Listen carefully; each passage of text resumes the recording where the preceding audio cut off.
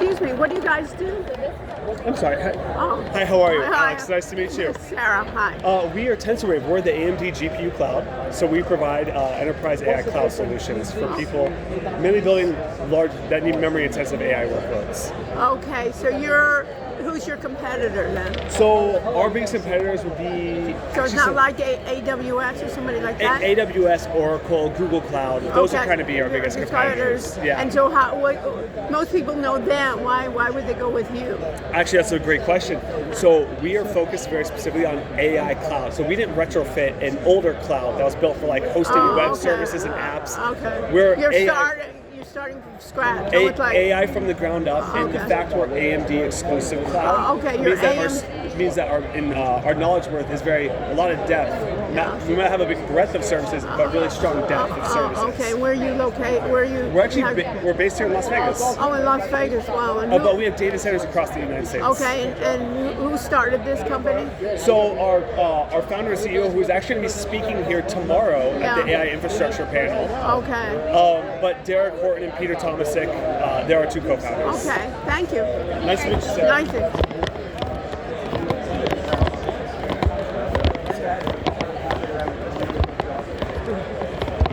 Hi. Hey. So what do you guys do? So You're Mathematica, no? Yeah, Mathematica. That's one of our several products nowadays. It's hard to keep up. I was wondering why you were here. Yeah, because I know you from Mathematica. Yeah, we're kind of a lot of people, especially if they come from academia. I see a professor. Know us for like mathematical abilities. Right. But that's just a fraction of what we do. I mean, nowadays, of course, we do a lot of AI. So you can build your own neural networks in Mathematica nowadays. Oh, okay. You can hook into a cloud-based pre-built LLM if you want to. Instead of knowing like Mathematica code, we have to code in a notebook. You can use an LLM to just do it in natural language nowadays. Okay. All right, it's interesting because I was wondering what you were. I said, is that the same company? It is. Okay, thank you.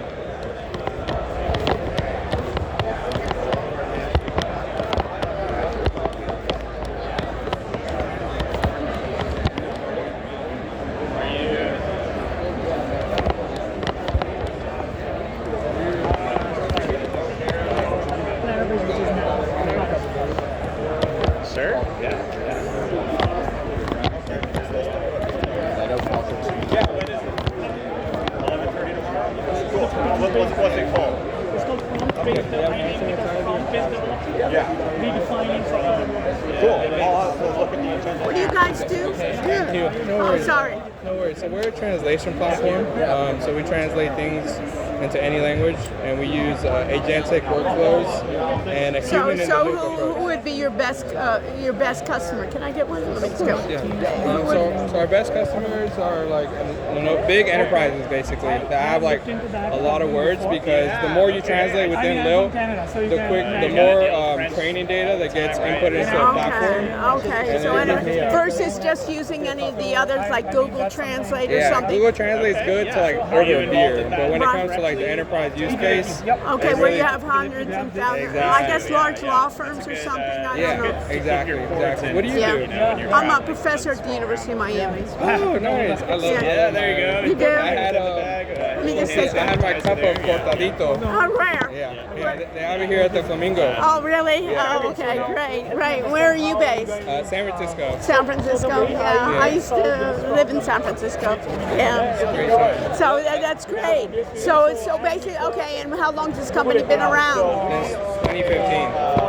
Okay. Yeah, and we started as AI, so like we were cool before ChatGPT. Okay. So it's almost like having people come to you to figure out, because most people think, what do I need? And now I have the other chatbots. And again, it's good, like to an extent. For instance, if I'm in a certain website or something, I say translate it or something like that, or I have something. So you're more in an enterprise solution. Great, thanks.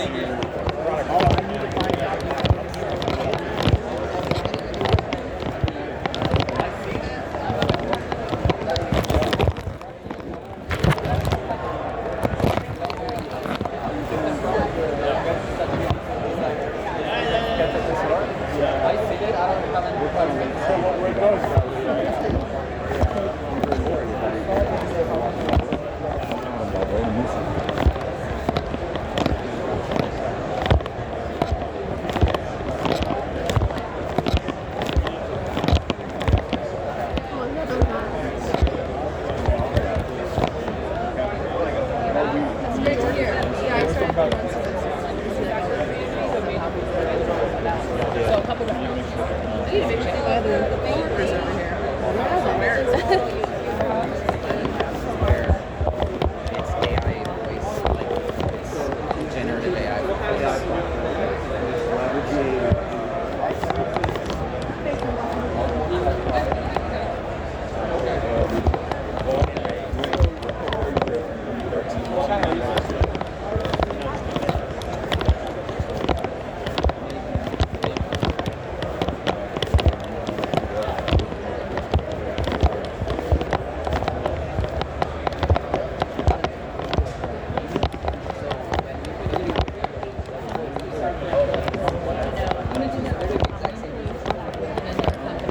Where are they deployed? What are they working on? Training.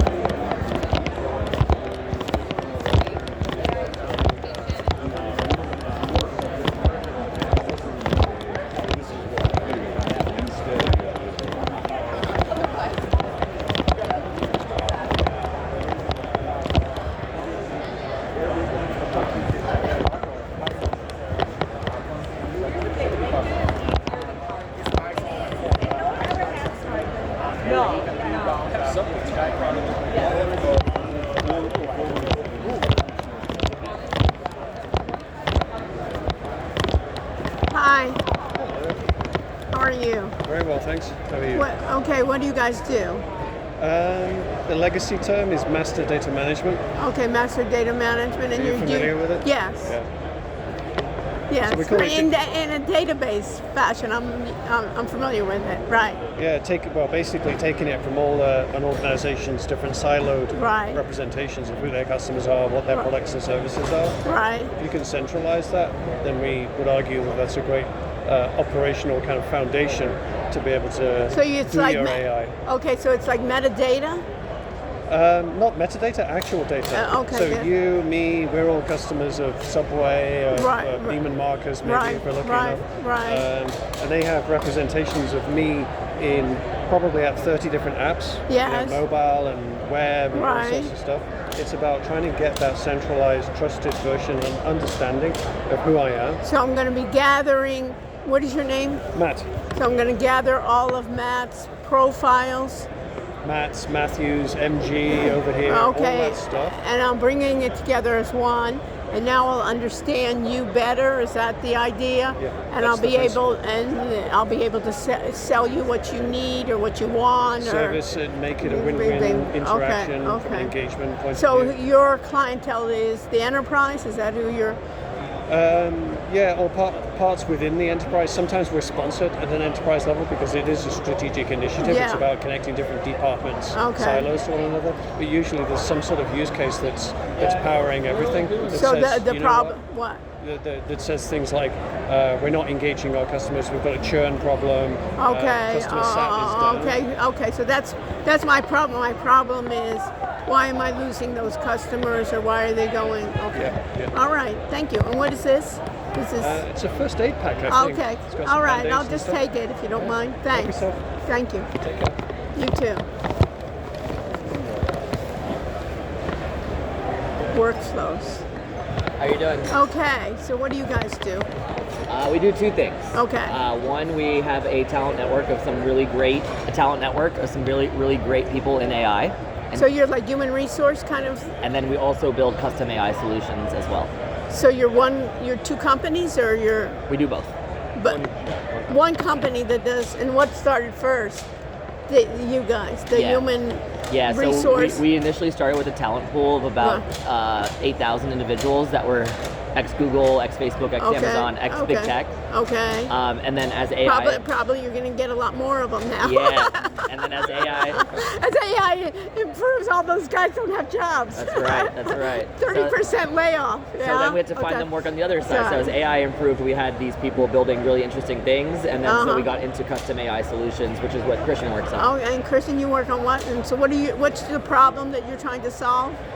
Well, when companies want to harness like the power of AI, but their data isn't in order, or they have like legacy tech systems that kind of they can't really integrate well, what we do is build custom solutions that integrate. Oh, so it's very much just customized. So it's not you're selling a product per se. No.